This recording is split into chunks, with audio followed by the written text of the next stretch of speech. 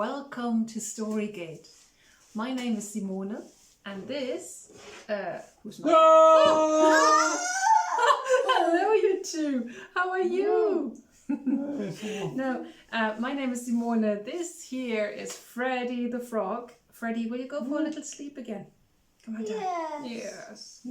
And this is Vinny the Vulture. And we are treasure hunters. Yeah. We love to look for treasure.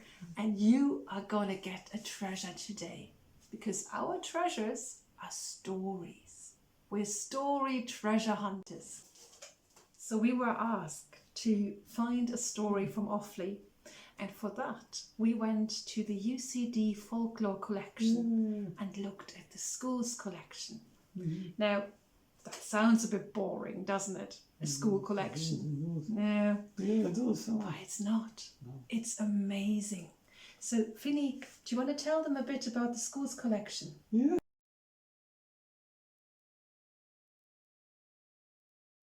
So long time ago, like thousands and millions and billions of years ago. No. It was in the 1930s. Yeah, 1930s. Yeah, millions of years ago. That's not even 100 years ago. But it's 1,000 more than a million. Or more than 100. Yes. Yeah.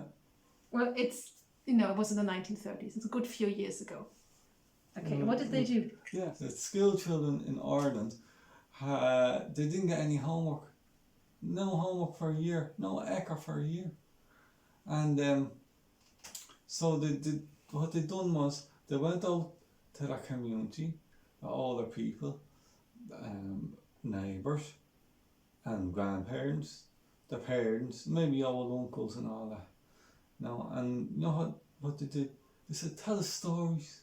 And the kids wrote down the stories, and they as well as stories, they gave them songs, they gave them poetry, they gave them cures, jokes and riddles.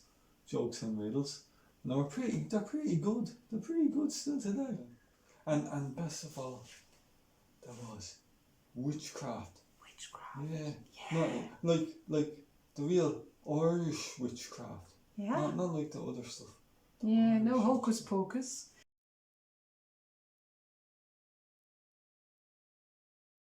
And Vinny here found a bit of witchcraft for you. And that was collected in the townsland of Esker. Actually, where our story is going to be from as well. So Vinny, what did you find? Yeah, I found, now, I think this is a really good cure. If you have a toothache. Yeah, Vinny would have a lot of toothache because he's eating all the sweets. And you don't want to go to the dentist. Yeah. This is what you do. Okay. You find a snail in your garden or someone else's garden. Like the slimy. Yeah, they're lovely. No, you don't eat it. You don't eat it. Okay. Unfortunately, you don't eat it. You don't eat it. I wouldn't like that. But what you do is, in the morning and in the evening, you put that snail onto your tooth. What? Yeah. In your mouth? Yeah. A snail? You just rub it on it.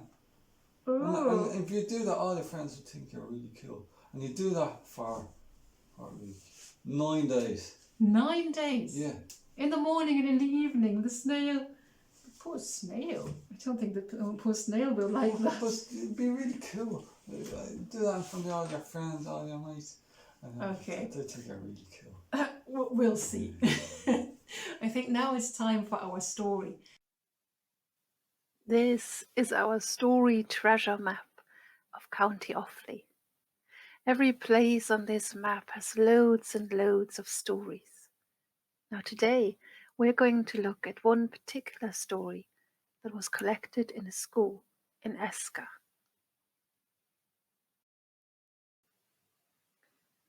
Once upon a time, a long time ago, there was a farmer. The farmer didn't have very good land. There was a lot of rocks and stones on his fields, and it was hard work to plough his fields. Now one day, the farmer was out ploughing when he noticed that his horse wouldn't go into a particular corner of his garden. It just stood there and it wouldn't move, no matter what the farmer tried. The horse was stubborn and refused to go any further.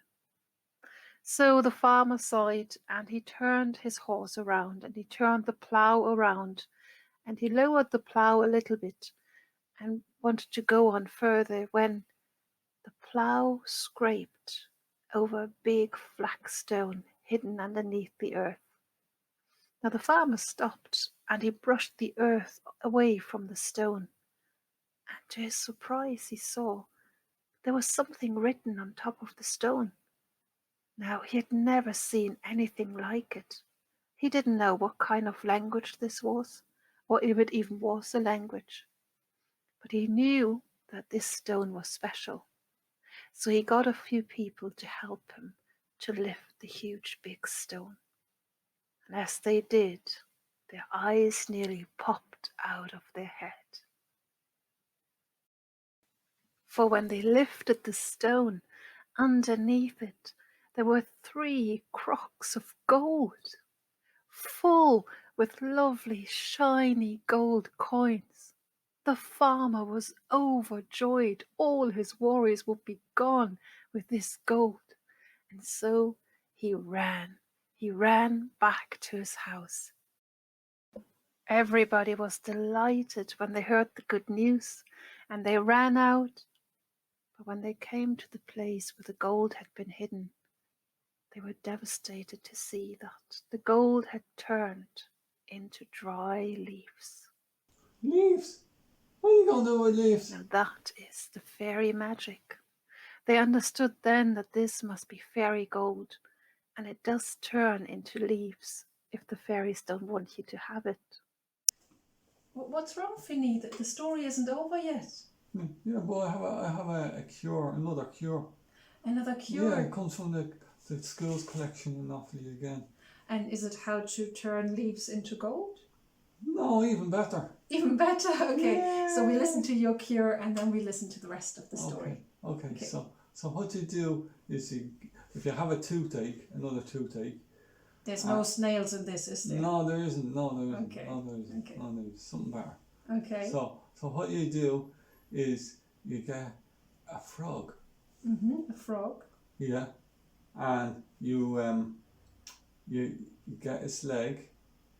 His leg? Oh, hold on. Freddie! Freddie! Hello, Oh, Freddie! How are you? He's my best friend. Yeah. Yeah. Now, I've caught a frog. Freddie, is it okay to take your leg? Yeah, take your leg. Yes. Okay, let me see. I take your leg. Okay, Now very open careful. open your mouth, close your eyes. My mouth? Yeah. Okay. Eyes closed. And you shove it into your mouth. No! Do you like that, Freddie? No, I do. You do like it? No, I don't like that either. Come on, Freddie, do it. Oh, Vinny, I don't think that's a good idea. Poor Freddie. You must have had something to do. Oh, poor Freddie. No. Why not, Freddie? No, He likes cuddles. I think we're going to listen to the rest of the story, and I'm not going to eat your leg. I promise. So what could they do? Their fortune was gone, and they could cry about it. They could mourn about it. But the farmer was no man who cried or mourned about lost fortune. Instead, he looked at the big flagstone and he said, "Oh well, at least we can use the stone. Look, we need a new stone for our fireplace, so give me a hand and lift it." And that's what they did. They lifted the big old flagstone, and it fitted neatly and perfectly on top of their fireplace, so at least they got something out of it. A few years later, a poor man came to the house and asked for a bit of food and something to drink. Now the farmer, he was a good man, and he did not refuse this poor man, so he allowed him in, showed him to the good room with the fireplace, and asked him to sit down. But the poor man did not sit down. He stared at the big flagstone on top of the fireplace, and he said, "My good man, do you know what's written there?" The The farmer shook his head and he told him the story of where he had found the stone and how they had lifted it up onto the fireplace, but that nobody could tell him what was written on it. Well, the poor man smiled and he said, "Oh, well, I can. You lucky man, I can tell you what is written on this stone." And he said, "This is the old fairy language, and written here is, there is 3 times as much gold as the first time." Now, when the farmer heard this, he was overjoyed. He ran back out of the house to where he had found the big flag stone, and guess what he found this time? 3 times as much gold as the first time. Now, what do you think? Did he get to keep it? Or did it turn back into leaves?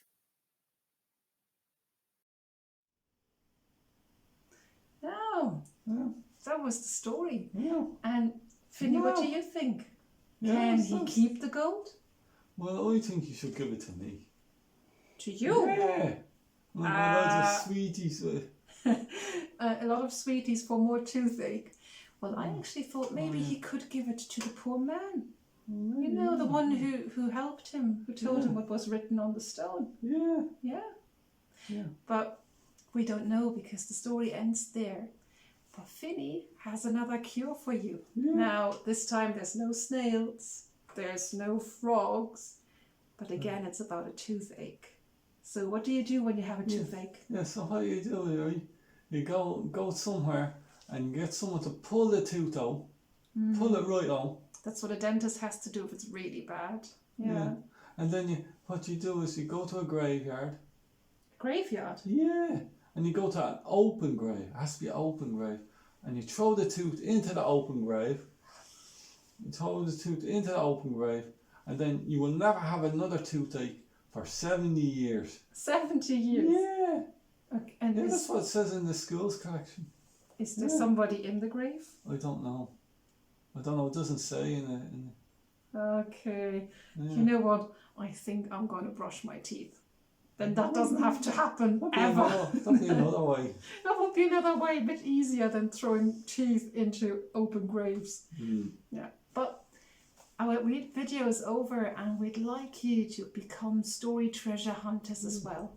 So what you can do is you can look, you can ask your grandparents if they have any stories, or you can look at the UCD school collection as well. We have a link at the end of the video, and with your teachers or with your parents, you can click on that link and then you can look if maybe there's a story from your town. You just type in the name of your town and you see if there was a school in your town that collected the story as well. Or your town's land. Or your town's land, yes. So good luck with that and happy story hunting. Bye. Bye.